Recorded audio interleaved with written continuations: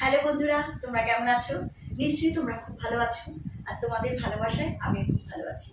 Recipes of Moumita আজ তোমাদের জন্য নিয়ে এসছে একটা খুব সুন্দর আইটেম। এখন তো চলছে জগন্নাথ দেবের ফেস্টিভ্যাল, অর্থাৎ রথযাত্রা। একটা রথ চলে গেছে, আবার উল্টো রথ আসার সময় হয়ে এলো।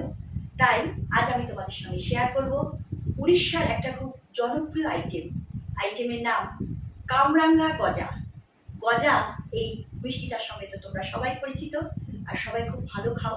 তাহলে চলো শুরু করা যাক আজকের রেসিপি। বন্ধুরা, আমার আজকের রেসিপির জন্য যা যা লাগবে সেগুলো আগে আমি তোমাদের দেখিয়ে দিচ্ছি। তেল আর জল দিয়ে ময়দাটাকে আমি মেখে নিয়েছি। ময়দাটা আগে তেল দিয়ে শুকনো ময়দাটাকে ভালো করে মেখে কিছুক্ষণ শুকনো মোল্ড করে তার মধ্যে জল দিয়ে আমি দেখো মেখে নিয়েছি। একটা সফট ডো তৈরি হয়েছে এটা।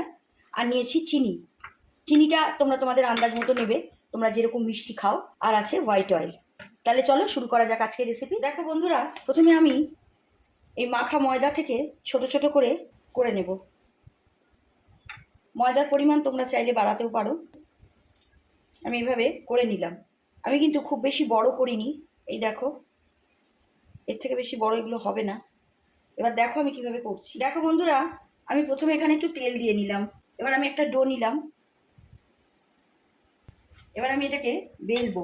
এগুলো মোটা হয় না। দেখো আমি এভাবে বেলে নিলাম। এবার আমি একটা ছুরি নেব, নিয়ে এইভাবে কাটবো। কাটাটা তোমরা দেখো, আমি কিন্তু নিচটা আর ওপরটা কাটছি না, মিডিলটা কাটছি। জালি জালি মতো হলো। এবার এইভাবে দুটো পাশ ধরে এই দেখো এইভাবে আমি মুড়ছি।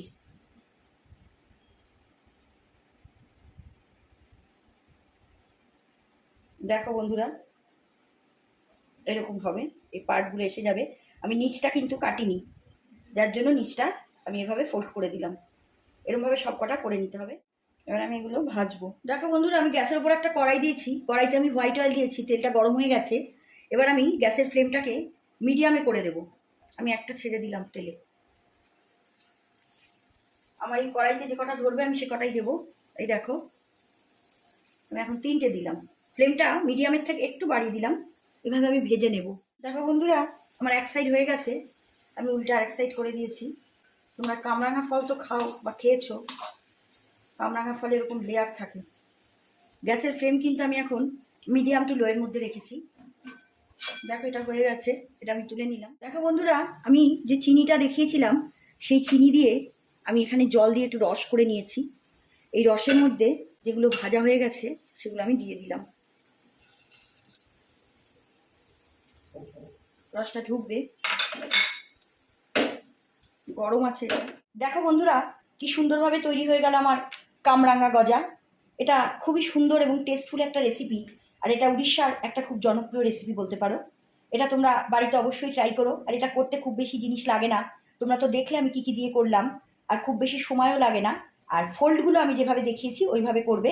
ওপরে আর নিচে তোমরা কাটবে না, তাহলে কিন্তু দুপাশ ধরে পাকাতে পারবে না। কামরাঙার যেরকম ভাঁজ থাকে এরকম ভাঁজ ভাঁজ হবে।